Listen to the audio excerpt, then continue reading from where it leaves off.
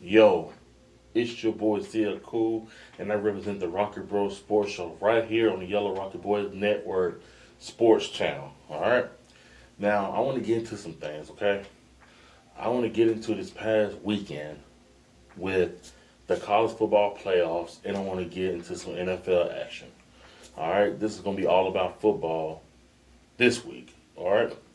So let's hop in and let's get right into it. All right. So me being a Bama fan. Um, y'all might have seen my commentary this past like a day or two ago about Alabama winning, and yes, I am very happy about Alabama winning. Number 9 Alabama defeated number 8 Oklahoma 34-24. Ty Simpson went 18 for 29, 232 yards, 2 touchdowns. Hill went 9 carries for 43 yards, 1 touchdown. Brooks, the freshman, 5 receptions for 79 yards, 2 touchdowns. And on Oklahoma, Mateer, 26 for 41, 307 yards, 2 touchdowns, 1 interception. They went for a pick six. Blaylock, 11 carries for 36 yards, no touchdown. And Burke, 7 receptions, 107 yards, 1 touchdown. He They kept burning us up the middle. I'm talking about as a Bama fan. So Alabama plays Indiana next. I'm not gonna get much into that game. I'm gonna wait to do the predictions for that game. I'm gonna try to wait a little bit to next week to do that. Get closer to the game. But I just want to say that uh, Bama, we still have work to do on the offensive side. I'm glad we won this game. I didn't want to get beat by Oklahoma 3 times within 18 months. I just really didn't. But I'm glad we won this game. We were down 17-0. I'm pretty sure y'all all know what happened by now. Down 17-0. We came back and we won. So big ups to Bama. We play Indiana next. And I'll tell you more about that next week. Um, then you had the morning game on Saturday. Number 10 Miami at number 7 Texas A&M. I really thought Texas A&M benefited from not playing a pretty good schedule. They really didn't play anybody except for Texas, which they lost to. And then if you look at the rest of the schedule, Missouri, they played them without their starting quarterback. Not LSU, but just a lot of the other teams that they played was they won the top tier. They didn't play Bama, they didn't play Ole Miss, they didn't play Georgia, so they didn't play the top end of the SEC. So and I don't think they played Oklahoma. No, they didn't. So they didn't play like the top end except for like Texas, which, like I said, they played them at the end because that's their rival, and they lost that game. The two teams that they played with a pulse they lost to, and that's Texas and now Miami, who they lost to 10-3. That game was a bit windy, and like the stats really weren't all that. Like if you look at the stats, Beck 14 for 20, 103 yards, 1 touchdown. Fletcher, that running back, did have a good game, especially in the fourth. 17 carries for 172 yards, and then Tony 5 receptions for 22 yards, 1 touchdown. Reed from Texas A&M 25 for 39, 237 yards, 2 interceptions, and the second interception was very costly, cost them the game. Reed also was their biggest runner, 15 carries for 27 yards, and Carver seven receptions for 92 yards. You thought Concepcion would be their lead receiver, but no. This game was just, like I said, it was windy. It was like that morning 11 o'clock. That's why I hate morning games, but there was that morning 11 o'clock windy, kind of cloudy, drowsy day, and both teams couldn't get field goals or whatever. And it took Miami getting a touchdown. I want to say with like 112 left on the clock, getting that go-ahead jet sweep touchdown from Tony, and then A&M marches all the way down the field, and he throws an interception in the end zone, and that's the game. And that's been Reed's problem for the last probably 4 games. Whether it's them coming back, like they was down, was it 30-3 in South Carolina to have? They had to come back and win that. Then they lose to Texas, and then they lose to Miami. So um, Reed got some work to do. He really, really has some work to do. So I don't know what Texas A&M gonna do in the off season, but they have to work with Reed. I thought Beck was gonna be the one throwing all the interceptions, but hey man, he played like a very low conservative game. 103 yards in the air shows you that. But the way Miami was running the ball, he didn't really throw much. But they play Ohio State next. Way better defense, way better offense that Miami's going to play. So we'll see how Miami do. Again, I do that game next week too, leading up to the game. All right, these last two games now. I'm sure it's been said, but I'm gonna say it.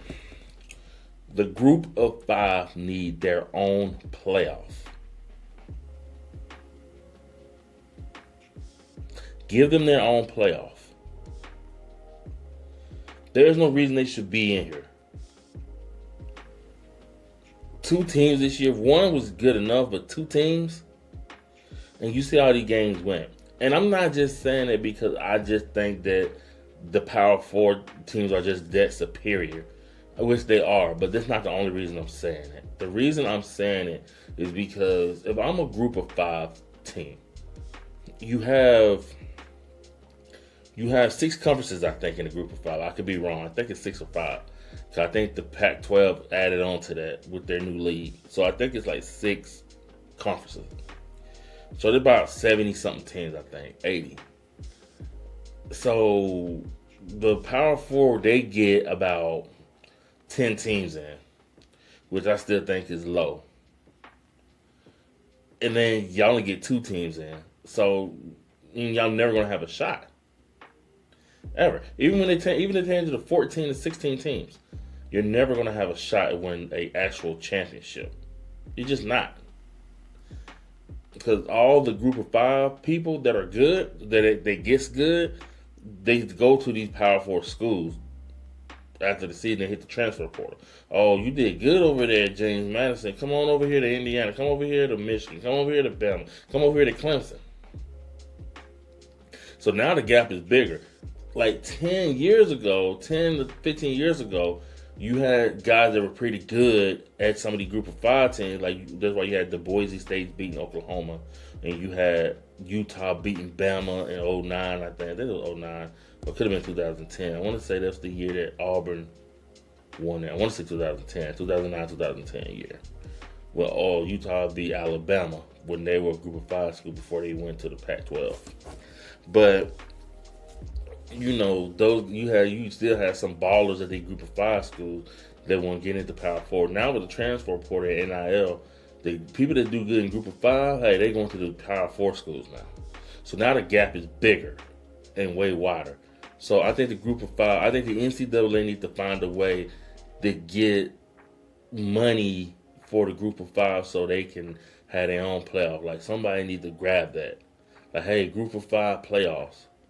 Some TV company need to grab that, and NCAA need to work a way towards that, and then work a way to have the Power 4 plus Notre Dame, who I think still needs to join a conference, and let them have and then let the Power 4 have their own playoff, and have a group of 5 or group of 6 have their own playoff, so they can actually be a national champion, and all is fair and everybody get money, because that's all it's about. The group of 5 want to be involved because of money. James Madison, and I think they're in the Sun Belt Conference, and then you had Tulane, I think they're in the AAC. Those schools in that conference get the playoff money. That's why they're in there. That's why they want to be included, because one group of 5 school in that conference is going to get that money from the TV contract. Because once your team make the playoff, the TV company has to break them off some money. So that's why it's money. And the group of 5 want to be included.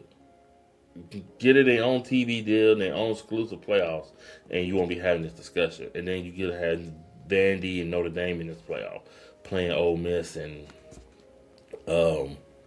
playing Oregon instead of James Madison and Tulane.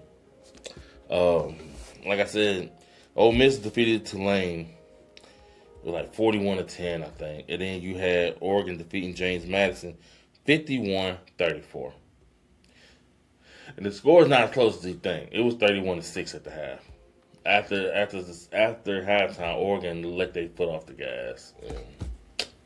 Yeah.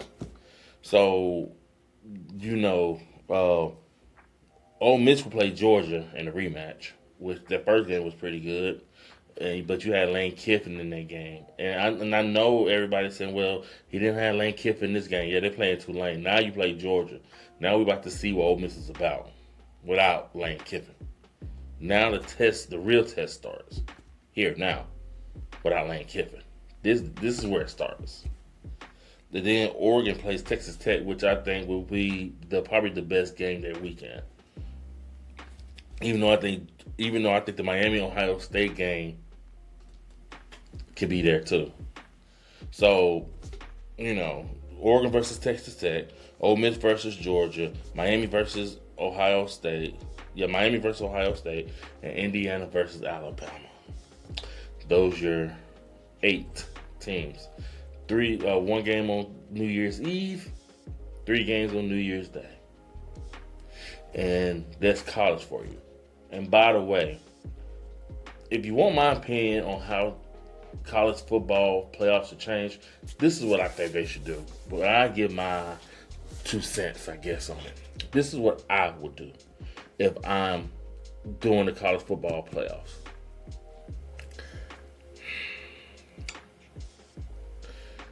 I would have 16 teams. And to me, every conference is not created equal. I'm sorry, it's just the way it goes. I will have 4 SEC, 4 Big Ten. And the 4 SEC and 4 Big Ten, the way you let them in is every conference has a standings at the end of the year. That's how we got the debacle with Duke versus Virginia. Every conference had their own standings because they had their own tiebreakers, their own standings. The 1, 2, 3, 4, those 4 teams should be in the playoffs. Forget a conference championship. And if you want to do the conference championship, fine. But you know what? And they should do conference championship. Whoever wins the conference championship gets in each of the 4. Whoever wins their conference championship get a bye. So whoever wins the SEC championship get a bye. Whoever gets the Big Ten championship gets a bye. Whoever wins the ACC gets a bye. Whoever wins the Big 12 get a bye. And they should have brackets based on 1 seed, 2 seeds, 3 seeds, 4 seeds. And I think every bracket should have somewhat of a, and they'll figure all the other stuff out. Like who played this. So 4 SEC, 4 Big Ten, 3 ACC, 3 Big 12. Alright? And then the other 2, I would do 1 group of 5. And if Notre Dame doesn't make it, if they're not, if they don't make it, you know what I'm saying? Because I'm not just about to give Notre Dame, hand them a spot just because they're not in the conference. And that's my problem with Notre Dame. They're not in the conference. So it's just like, we can go 11-1 playing nobody. We're in. No. You have to be 11-1. You have to be either 11-1 or 10-2, and you have to play in that schedule. You have to play at least 2 teams from each conference if you want to get in. That's why I would tell Notre Dame. 2 teams from each conference if you want to get in. So it's 8, and then you figure out the other 4. That's what I would do. So you can keep Navy and whoever else you want to keep. Boston College. Like you can keep all those games that you want to keep. But you have to play 2 teams with every conference. 2 of them. And I'm thinking about this. I'm thinking about changing it to 3. No, I would change it to 3 SEC, 3 Big Ten. So that's 6. 2 ACC, that's 10. No, that 2 SEC, 3 SEC, 3 Big Ten, that's 6. 2 ACC, that's 8. 2 Big 12, that's 10, and then do whatever else you want to do. The other 2 games you pick, whatever. But that's how I would do it if you want to make the playoff. If you don't want to do it like that, then you're not in the playoffs. Because I'm like, you ain't about to play Rice and all these schools. especially with the SEC going into uh, nine conference games, and then we got to play a big. You know what I'm saying? So you're not about to reap the benefits. So you do that, or you ain't in. And if I'm every other conference, I tell them if Notre Dame don't do that, then they're not in. They're gonna play with the group of five. For all I care. And then that's how I would divvy it up. Nobody pick a team. It's an all access thing. And every 5 years, if need be, if the ACC becomes the big bad conference and the SEC doesn't, or the Big Ten doesn't, then you can change it out every 5 years. But I doubt it. So that's how I would do it. That's how I would fix college football. Have an all access, kind of like how the NFL, NBA. NFL has 7 teams from the NFC, AFC. NBA had 8 teams from East and West. That's how I would do it. You do the 4 teams from the SEC, 4 teams from the Big Ten, 3 teams from the ACC, 3 teams from the Big 12, and then you have 2 open slots. One, you can have one slot for Notre Dame if they play all those games and they're in within the top 12 or whatever they need to be at, and then you can have another spot, and I don't know, they can think of something. And my fix is if the group of 5 don't have their own playoff, then you can do them last 2 spots, one for Notre Dame and the other for the group of 5. And if 2 group of 5s, then fine, whatever.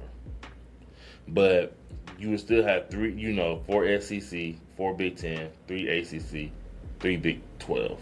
So it all works out to me. All right. So now we're about to get into the NFL, the playoffs. The teams that clinched the playoffs, Denver and New England, they've clinched their spots. And you have Jacksonville, Pittsburgh, Chargers, Buffalo, and Houston all still in the mix. And then you have the NFC clinched.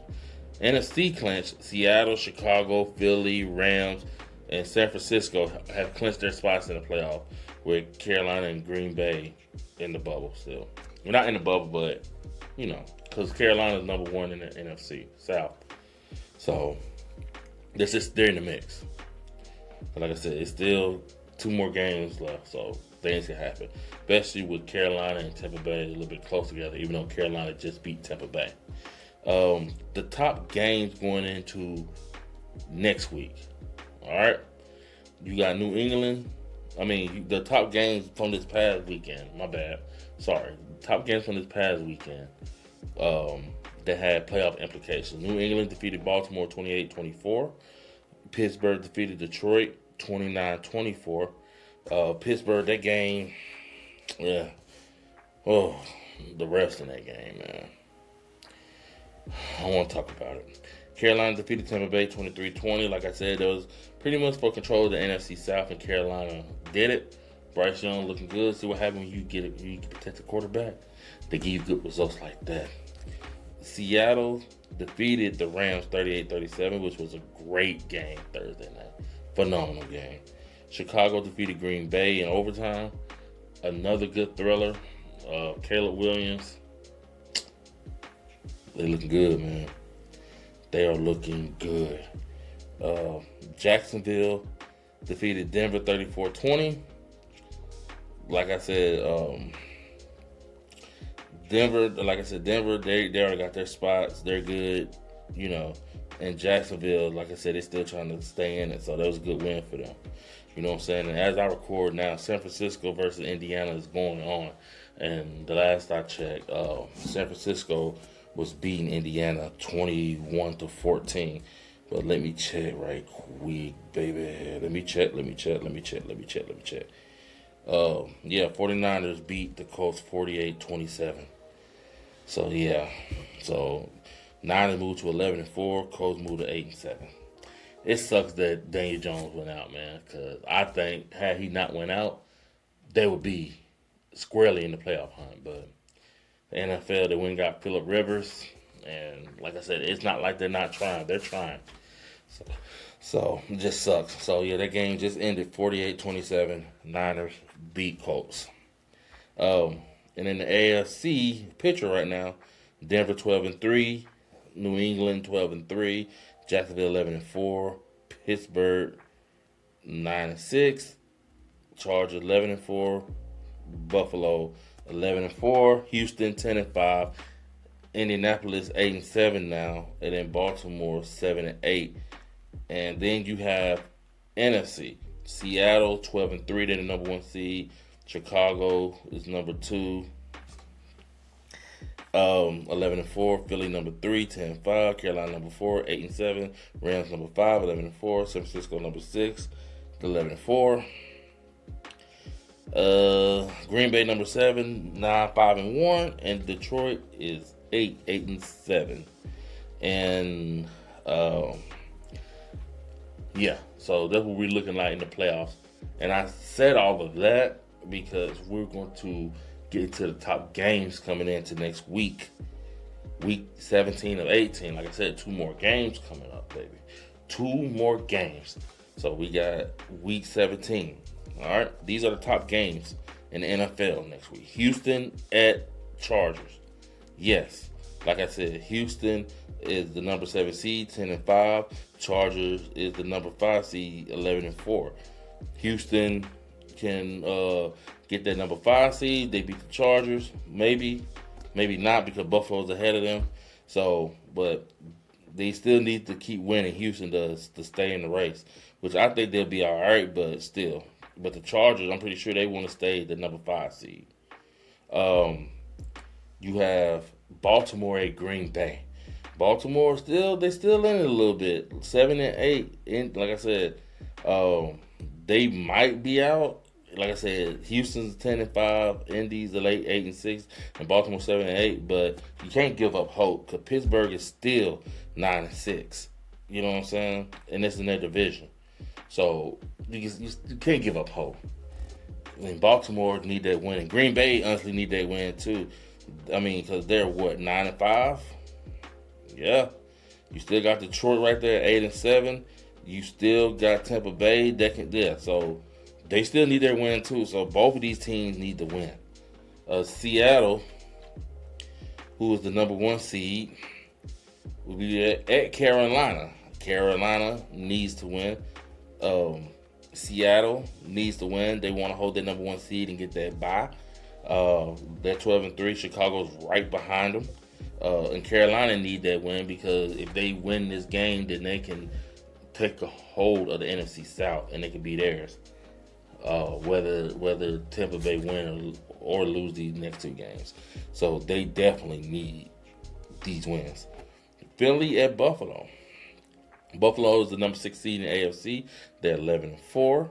And then you have Philly, who's 10-5. They can make a play for the number 2 seed. Chicago's 11-4. And then, because in their division, I mean, they will win their division. They're good. They don't have to worry about anything. But it's all about seeding with Philly. So, Chicago's 11-4. Philly is 10-5. If Philly can lose, the last 2 games, and Philly can get that number 2 seed, hey, all is well. And they can have most of the home field advantage, unless they have to play Seattle. So, seeding is everything. Buffalo too. They're the number 6 seed. You get what I'm saying? At 11-4. New England is 12-3. They still have potential to go get that number. They win that division and get that number 2 seed from New England. So they need this win too. It's all about seeding here. The last 2 games are all about seeding. This is what the NFL wants. They want these last 2 games to matter. And they're all going to matter, because, it used to be at the end of the year, all these teams would, they would play all their division games in the front end. And then you kind of get an idea like, okay, I already won a division in week 13, so a lot of teams would rest. Now they've made it to where they put a lot of division games at the end to keep the games compelling toward the end of the year, because they were losing money because players just sit out, teams would just sit out, and the games would be boring, people wouldn't watch them. Now they made it to where they put a lot of their division games at the end. So, teams would have to, play. And it was a good strategy. So, yes. And then Chicago at San Francisco. Chicago, the Bears are 11-4. San Francisco's 10-4. You get what I'm saying? Now, Seattle is in a division. Again, San Francisco 10-4, Seattle 12-3. Seattle can lose the last two games and lose that division, and San Francisco keeps winning. So, again, all about seeding. These last two games are going to be all about, okay, where we want to be. If we want to be the number 2 seed or the number 6 seed. We want to be the number 3 seed or the number 6 seed. This is all about seeding here. You know what I'm saying? Some of these people don't have to play; they don't want to because they're clinched. But it's all about seeding. Because if you're the Rams, do you really want to go to Philly? If you're San Francisco, do you really want to be the number 6 seed, or do you want to trade with San Francisco and be the number 1 seed? If you're Seattle, do you want to go from number 1 to the number 6 or 7 seed or 5 seed? That's what this is all about. So, seeding. So, this is what it's all about. The last 2 weeks of the NFL. College is, towards the end of the season. Now the NFL's getting there. And then this podcast, this show will be mostly about basketball and playoffs in football and in both college and NFL. And then we'll get our national championship, Super Bowl, and it'll be all about basketball and hockey and all that other stuff. So let's get ready for it, all right? But I appreciate it. Like, comment, subscribe. I appreciate all the love. I appreciate it. All right, keep watching. As always, I'm CL Cool. I'm out. Much love. Like, comment, subscribe. Thank you, and peace out.